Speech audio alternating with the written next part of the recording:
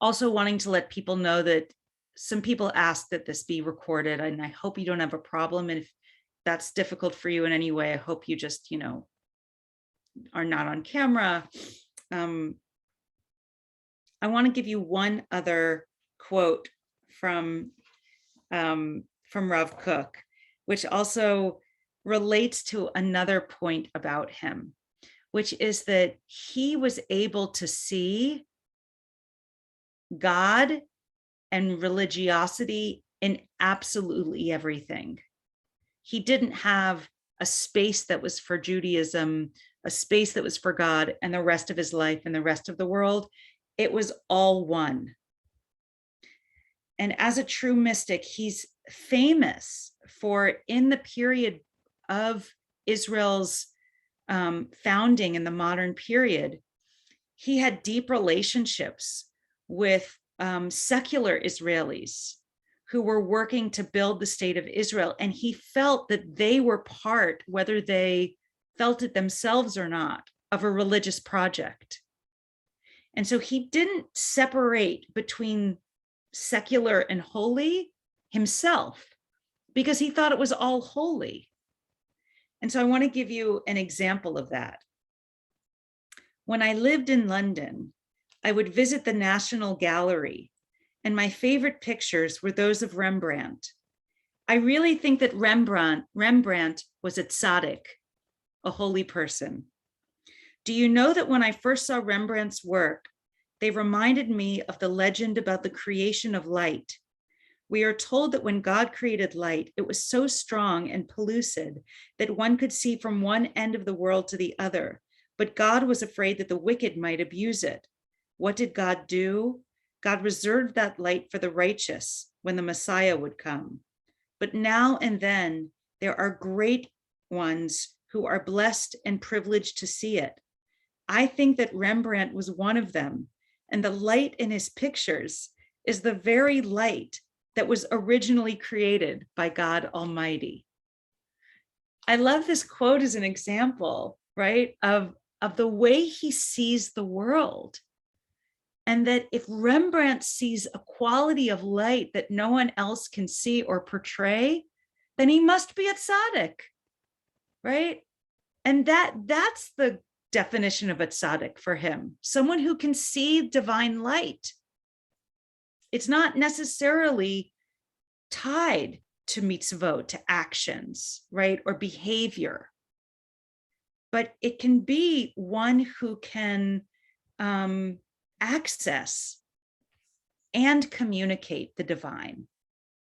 And so these are just glimpses into the man. Yes, Jennifer.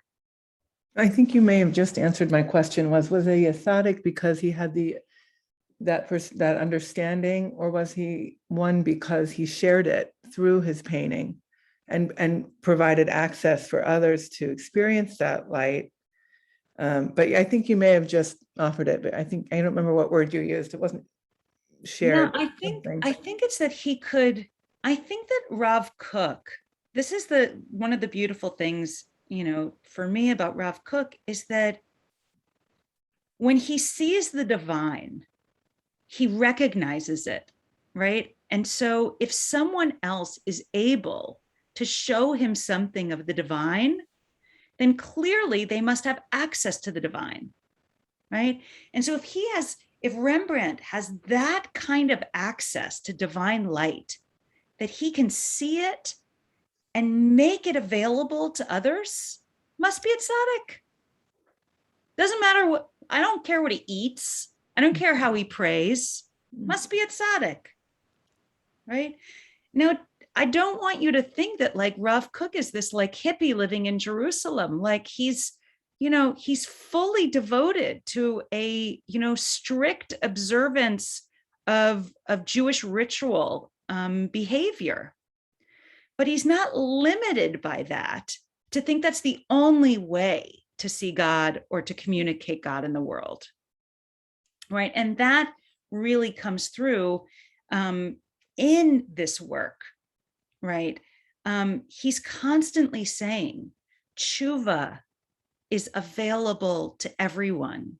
and it has all kinds of ways of being. There are some who read Rav Kook's 17 chapters of Orota Chuva, the Lights of Chuva, every year, just like many of us might read This Is Real and you're completely unprepared. Many people read his masterwork. There is a story, I can't say if it's true, that Rav Kook actually was found by one of his students studying this work during Elul that he had himself written. And the student says, you know, why are you studying this? You wrote it. And he said, you know, I felt like it just came through me, you know, and so he studied it himself, right? In terms of literary qualities, he does occasionally quote from the Torah, but mostly he's not using the Torah as proof text, as saying, this is why I think that, right? He doesn't use text as proof, but in general, he uses it because it's welling up in him and it's just his enthusiasm, right? I think that that's the case for the Song of Songs quote I shared earlier. He was talking about the love of his soul for spaciousness, and he just, you know, got carried away. And for him, it's just natural to quote the Torah. But we will look at that. In the very first chapter, which we're not looking at together, but in the first chapter of the work, he talks about different kinds of tshuva. Tshuva from nature, tshuva from faith, emunah, tshuva from reason. And what we're going to look at today, in addition to the introduction that he wrote, or the foreword to the book, we're also going to look at the second chapter mainly, which talks about two kinds of tshuva, sudden tshuva and gradual tshuva. And if we have time, we're also going to look at a little bit of chapter 7, but he also will talk throughout, as we will see, even in our selections, about individual tshuva, tshuva that happens within a person, and collective or communal tshuva. So we are all engaged in our own personal tshuva, but it's also true that we're in communal, even national tshuva as well. So before we get to the foreword, are there any questions that people want to ask, or clarifications or comments? Feel free to interrupt me too with your questions, and also feel free to use the chat if you have things you want to add to the conversation. Okay, great.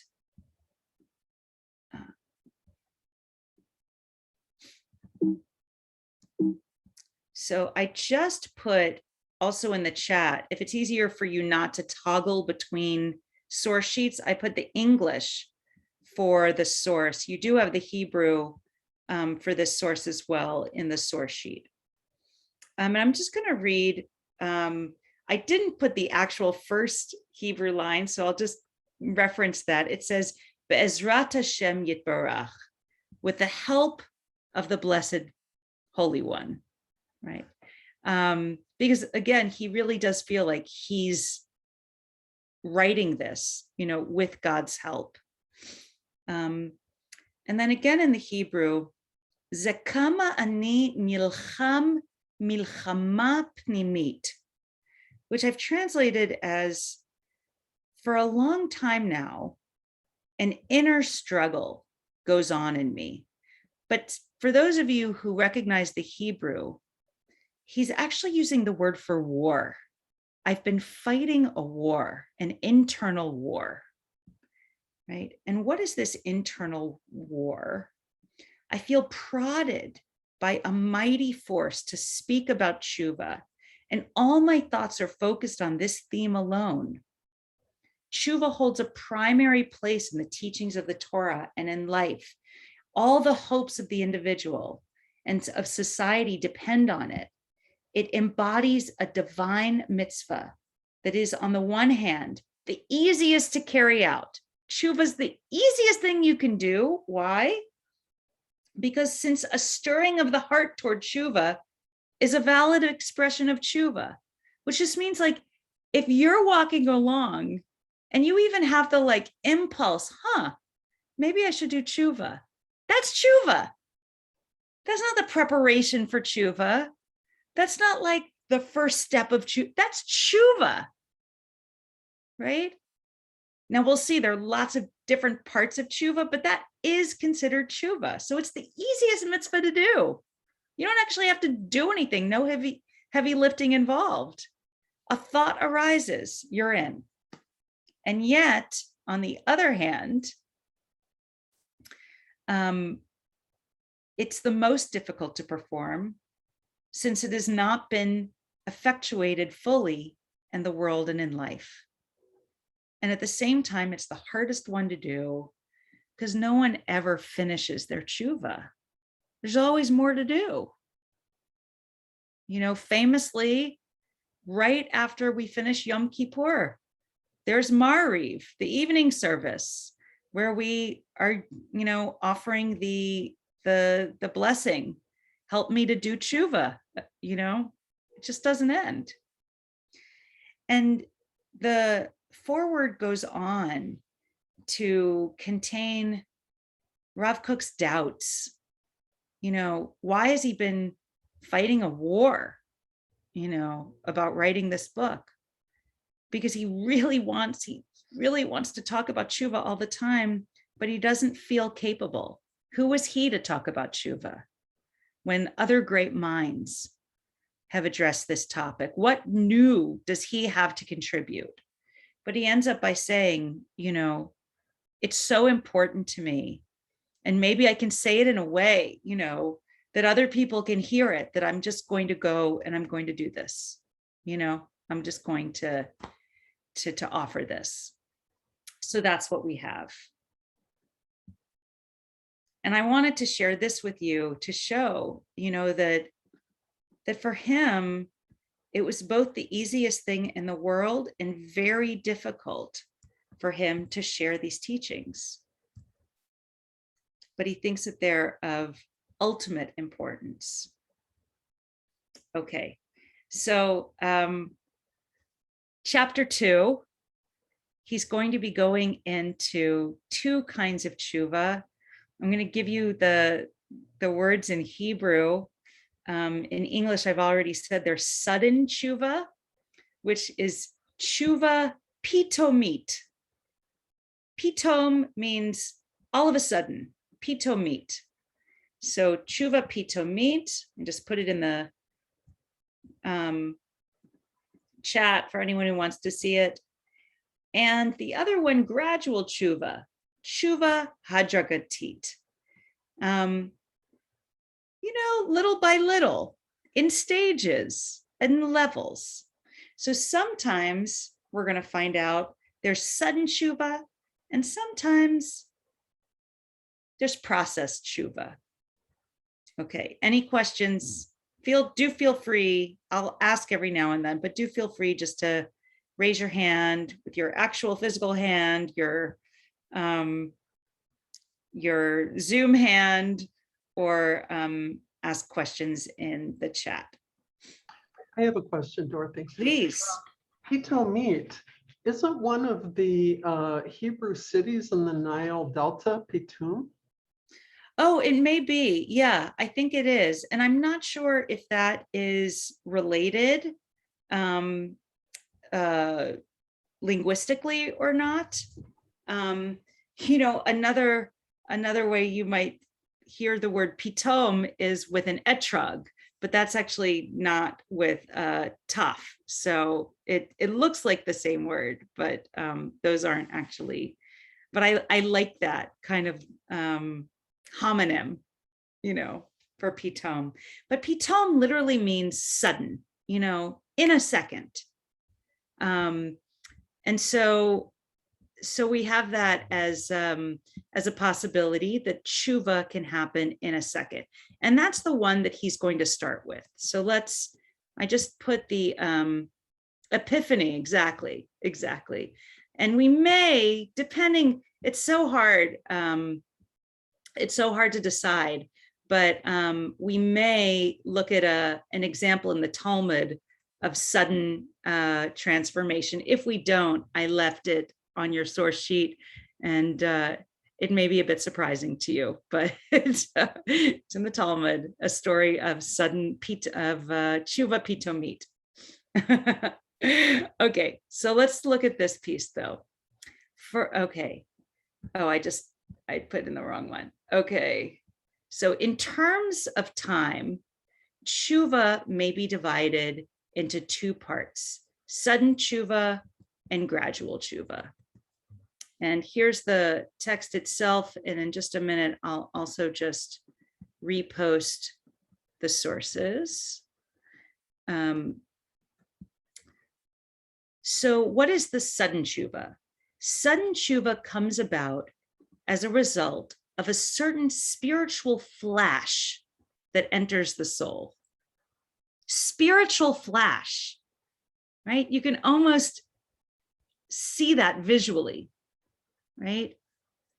At once the person senses all the evil and the ugliness of sin, and they are converted into a new being. All of a sudden, a behavior that was a habit, all of a sudden they sense in a new way, not an idea that this is bad, but they actually experience ugliness in themselves and are repulsed from it, right? It feels repulsive all of a sudden.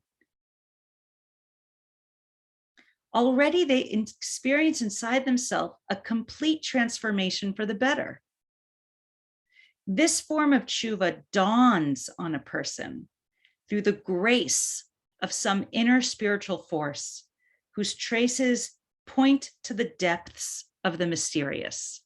This is quintessential Rav Kook, where he strings together all of these beautiful spiritual words, one after the other. So you think you know what he means. And then when you actually look at the words, you're like, what is the grace of some inner spiritual force whose traces point to the depths of the mysterious? He's basically saying, we don't know what it is. We don't control it. We can't invite it. It happens, and it's a mystery. It's a mystery to us. You can't say, yeah, this year I'm going to try the sudden Chuva, right? You can't order it. You can't buy it. You can't sign up for 10 easy steps. It just happens. You don't know why it happened. It's grace. It's grace. Before you didn't see it, and now you see it. Okay. There is also a gradual form of Chuva. No sudden flash of illumination dawns upon the person to make them change from the depth of evil to the good, but they feel that they must mend their ways of life, their will, their pattern of thought. They don't actually see that what they're doing is evil and ugly, but they just know, I've got to change. I've just got to change. I've got to do better. By heeding this impulse, it just starts out as an impulse, and it takes listening to the impulse. You have the impulse. We just established from the foreword that impulse itself is Chuva, right? But by following that impulse, by actually taking the next step in it, they gradually acquire the ways of integrity, yosher in Hebrew. They correct their behavior, they improve their actions, and they condition themselves increasingly to do what is right. They start to make a habit of alignment with where they want to be instead of misalignment through their actions until they reach the level of purification, zichuch, right? Purification and repair, tikkun, right? So for some of us, and for some times, for some things, it just happens. We're ready now. Our behavior changes. But for most of us, and most times, it's slower, it's gradual, it's a process. But one thing that I love about this is that each time you move in the direction of the gradual tshuva, it's listening to that impulse. The impulse doesn't go away. The impulse remains, and each new action is a response to that impulse, listening to it, heeding that impulse. We have one more paragraph of this chapter. The higher expression of tshuva, and this isn't higher in terms of preferred, he just means the more divine form. It's not the better form, right? You can't choose this one. So how does it, it's tshuva elyona, the higher, the more divine, right? The more ineffable form of tshuva comes about as a result of a flash of illumination of the all good, the divine, the light of the one who abides in all worlds. This is an important explanation to me of one of the first sentences we read in this chapter, where it said, all of a sudden, the flash of insight shows the ugliness and the evil of the behavior. What he's now letting us know is the way we actually know the ugliness and the evil is because of an illumination of true divine nature. It's when we see the all good, the divine, the true light, then all of a sudden, the misaligned behavior, which is my California way of saying sin, right, is obviously ugly and gross because it takes you away from that light. That's simply what's happening in his world. It takes you away from the light, so it's ugly, right? So that's what he's saying here. The universal soul, the spiritual essence, is revealed to us in all its majesty and holiness, to the extent that the human heart can absorb it. When this sudden tshuva happens, when you get that flash of illumination, and notice each time he's saying it's a flash, it's sudden, you don't live there. It's an experience and then it's gone. But what it does is it leaves this trace. To the extent that we can absorb divine light, we absorb it and it changes us. It changes our sense of what's true. Yes, Sally, please. Is the sudden ever, and does he speak to this, or what are your thoughts? Is it ever kind of like a whack on the side of the head, like, wake up, pay attention? It's so interesting. It's a great question. And I would say that kind of wake up, pay attention is in some ways very consistent with the Rambam. Like the Rambam literally says, that why do we blow the shofar, this whole season? It's because he's saying, wake up, you slumberers, wake up from your sleepiness, like wake up to real consciousness. And I think that's true. But for Rav Kook, my sense of it is that it's not a grace that God's giving in that kind of almost judgmental way of like, do it this way instead. But that God's grace is a universe that is always in existence and always accessible if we just have the tools to access it. And sometimes we don't have the tools to access it. And so it's simply an act of grace. It's just simply an act of like the curtains being pulled and you see, oh, the world isn't what I thought, or it's not only what I thought. There's a whole other dimension. And he actually lived in that dimension in a way that, not many do. So that's kind of how I see it. Yeah, Beth. Does he write at all about any kind of preparatory steps that one can take, either to put oneself in a position where the gradual Chuva can occur, or to kind of move the rabbit ears, as it were, to increase the receptivity for sudden Chuva? Yeah, he does give some guidance, which I hope we're even going to look at, like in chapter 7. I think that there's a little bit more there, but honestly, most of it, and we will be like keeping our antenna up for that. Like, what are the practical lessons about doing Chuva?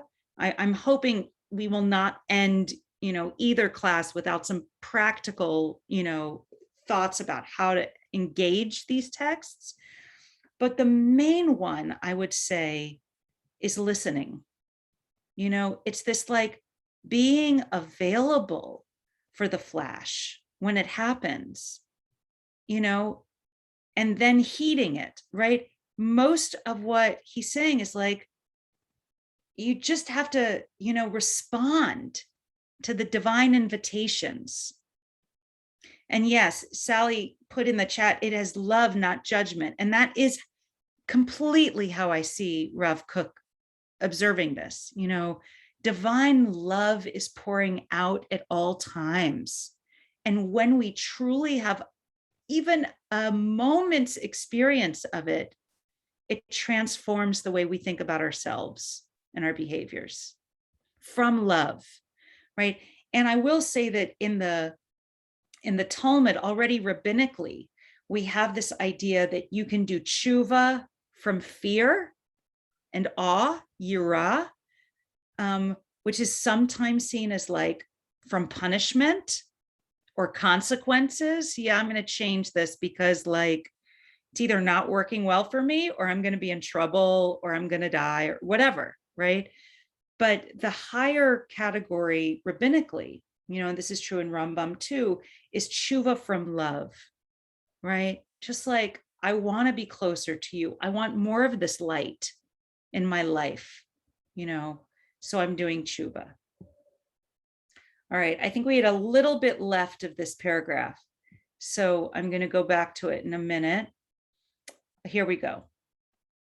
In truth, isn't everything, all of existence, whole and good, such that the good and wholeness of ourselves is an expression of our connection to the all? Again, we have a true mystic here. Mystics see the oneness of all existence, where to live in the world practically, you need to know the difference between the right hand and the left hand, between the computer and the book and the person, right? Like, these are distinctions we make so that we can, ask for milk in the store and pay with money, right? But for the mystic, there's really no difference between all of the different nouns that I've suggested, right? It's all part of the divine existence, right? And so what he's saying here, I just want to take a minute because I think it's so profound and beautiful. Whenever you have a behavior that, is wrong, is sin, part of the problem is that you are looking at yourself in that moment as a part, and parts can only be incomplete. But ultimately, anything that we do, because it's part of God's universe, is part of a perfect whole. So the way that I understand this is not that it means you can't do things incorrectly or wrongly, or that you don't, it's not that you don't have to do tshuva. It's knowing that whatever you're doing is part of a larger story, which is in itself whole and complete and beautiful and good. And because you are a part of that, you're not separate from that, then you ultimately, in some sense, are also ultimately whole, good, complete. And so it means when we're doing Chuva, we're not doing it out of guilt, a sense of I'm not good enough, a sense of self-help, everything that motivates self-help, right? It's not self-help. It's actually the greatest help we have in our Chuva is to know that we are part of a perfect whole goodness. And so that means we too have that within us. And so we are partially absorbing the truth of divine goodness, but we can't divorce that from our own participation in it. We are part of that. We are good and whole. And we do our Chuva to return to that goodness and wholeness in which we already participate. Okay, he just says another line about this, so I'm just going to read that. How then can we be torn away from the all, a strange crumb detached like tiny grains of sand that are of no value? As a result of this perception, once you see that you're not just some bad person who does bad things, but you're part of an immense, gorgeous creation. You're not a strange crumb or a grain of sand. As a result of this perception, which is truly a divinely inspired perception, comes about Chuva from love in the life of the individual and in the life of the collective. Once you experience this, not just know it cognitively, but if you have an actual spiritual experience of it, it will transform you. And not only will it transform you, but if it happens on the collective level as well, it will transform the collective. Once people know, so this is what he's saying. I want to hear from you. I feel like I've explained it enough, but you probably have questions or thoughts you want to share. So please, I'll open the floor for a moment. And I'll maybe add a question to it, which is, as I see we're already getting close to, the end. Have you ever had an experience that would be like this, and you don't have to share it, but just like, I want to give you a minute to think, like, did you ever perceive, the divine in a way that took you by surprise and just changed your sense of what the world was and who you might be, right? Whether that actually continued to have a profound meaning on your behavior or not. What do you know about this already? What do you know about these experiences that Rav Kook is talking about? Or what do you not know and have questions about? Right, so just, Linda, please. Oh, Linda, you're still muted. This is just really affecting me in an interesting way. And it may sound a little off base here, but please. Well, first of all, I'm a little dumbfounded. I just finished doing this is going to sound like it's totally off base, but believe me, it's not.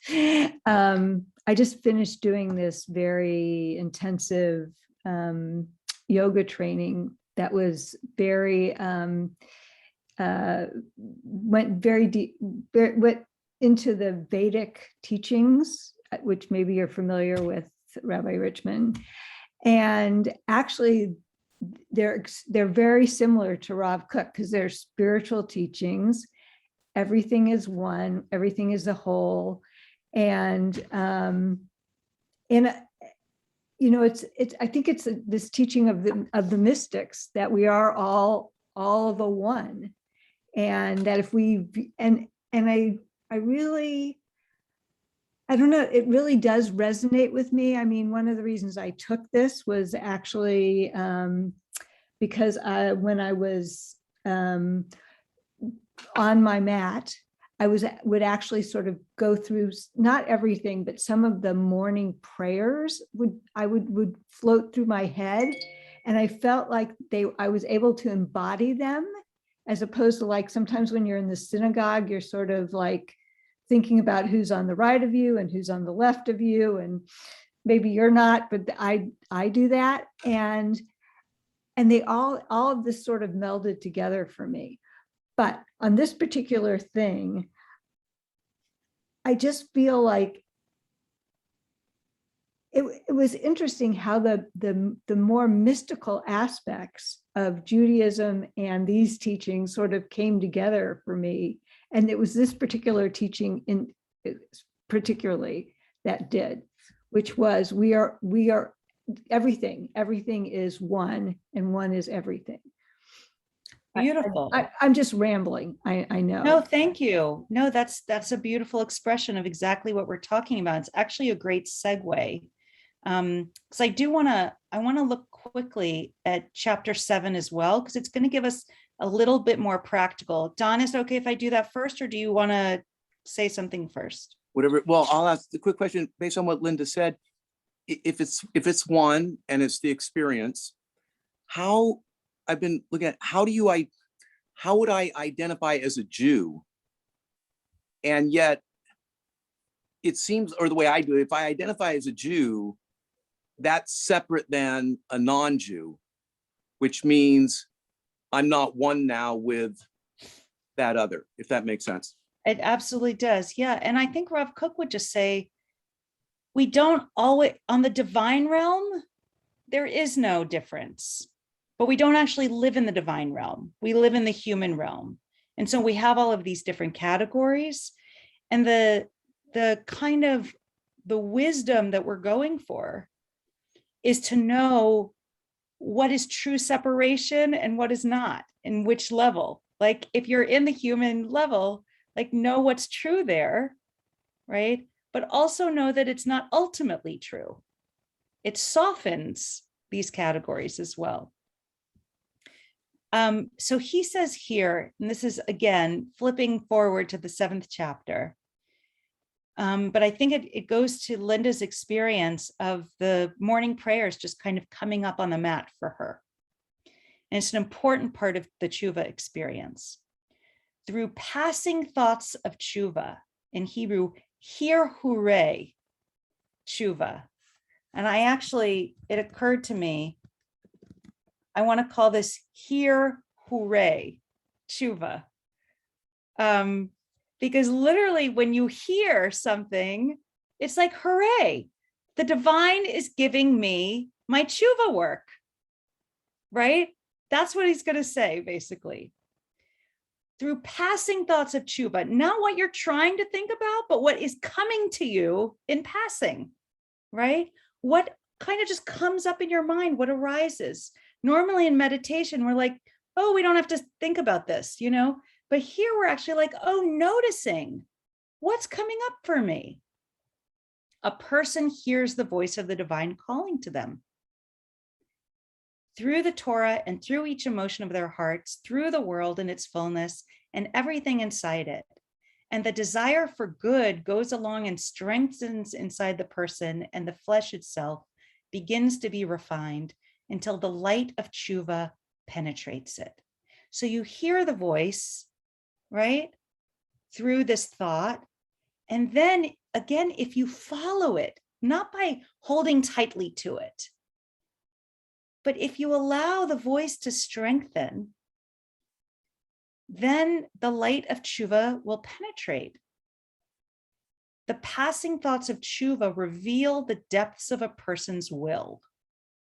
In the same way that we talk about dreams being the language, right, of our unconscious material, here our will expresses itself. The deep parts of our will is expressing itself to us through these passing thoughts, these here hooray, Chuva.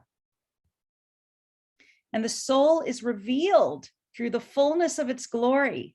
And according to the greatness of the Chuva will be the greatness of freedom, right? Your will and your soul are letting you know how to free itself from the habits that have been enclosing it. One needs to deeply internalize faith in Chuva and to trust that even thoughts of Chuva alone also greatly heal a person and the world.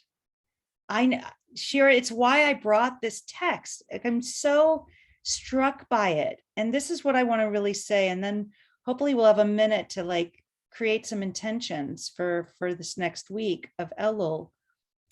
What I understand from Rav Kook is that this month and other teachings, this month of Elul is not about action plans. It's not about creating new behaviors. It's about really listening deeply to what is.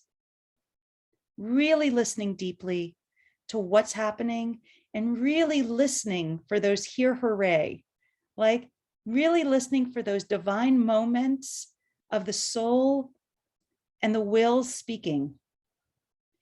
And we can only use ourselves as the arbiter of what is really our soul speaking and what is not, right? But that requires a deep listening and no one else can do it for us, right?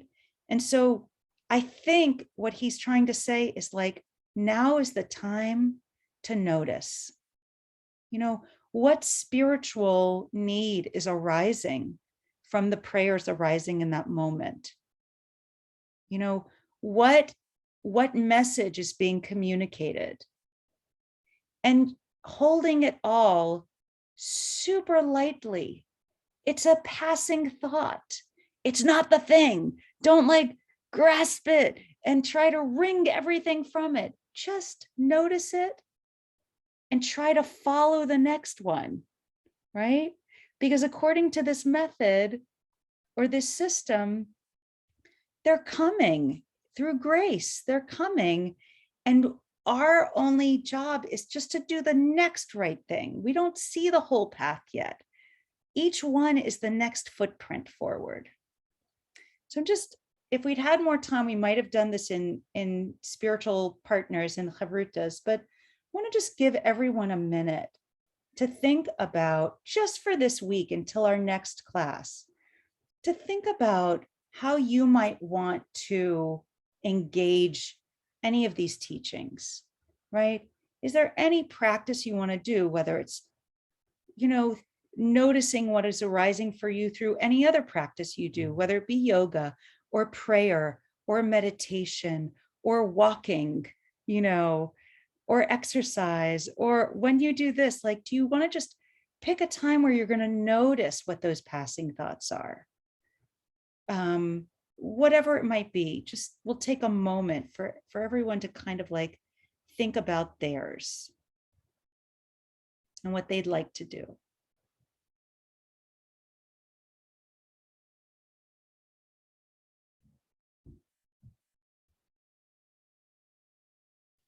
And if you like, if will be helpful to you as a way of kind of articulating this intention, I want to invite you, feel free to type it into the chat just so we can witness it and offer you support, right? As a community, all of us trying to figure out how to do tshuva. And again, holding these lightly as experiments. This isn't something you're dedicating forever, but for the next week, what might you try to do? And if you'd like to share it in the chat, do feel free to type it in.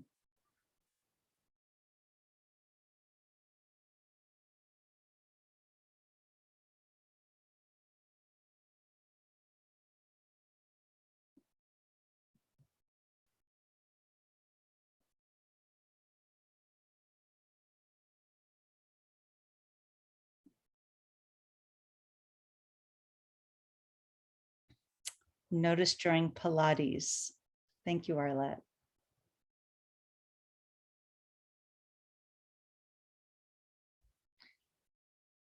Meditating is the only time I can imagine being quiet enough to hear and notice. Continue to use my mat. Beautiful. Feel free to continue to write these or not, to have them for yourselves. I'd like to close just by inviting people to share one word that you either experienced in our time together today, one word of something you could use right now, or one word you'd like to offer. And I'll call on you. Feel free to unmute now if you're muted. I'll call your name just in your order on the screen. And by doing this, we'll just create a prayer for all of us, for our community, and for the world from this learning we've done together. So I'll begin and I'll say community. Don. Remember. Marilyn Wolfson. Oh, we can't hear you, Marilyn. Amazing. Marilyn Heiss. Comfort. Susan. Peace. Linda. Universal. Arlette. Time. Gary. Light. Sally. Oh, we didn't hear you, Sally. Gratitude. Jennifer. Completion. Rosemary, if you're there.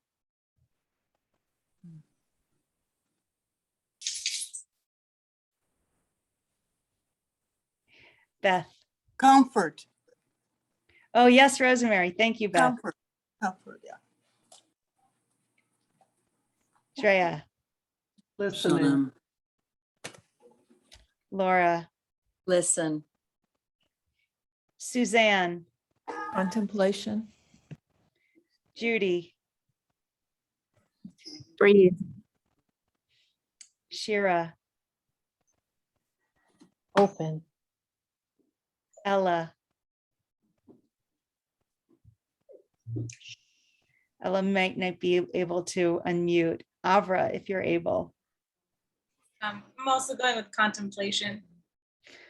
Beautiful. May these blessings devolve upon us, and through our practice. Oh, may- accepting. Oh, thank you, Ella. Accepting is wonderful to bring. Thank you. May we bring all of these blessings into our lives and thus be a blessing for all creatures. And may our practice and learning be of benefit to the world. Good luck in your Chuva. And I'm very grateful for this time to go deep into Rav Kook and look forward to next week as well. Thanks for introducing him. Such a pleasure. Such Yeah. a pleasure. I could swim in him. Thank you.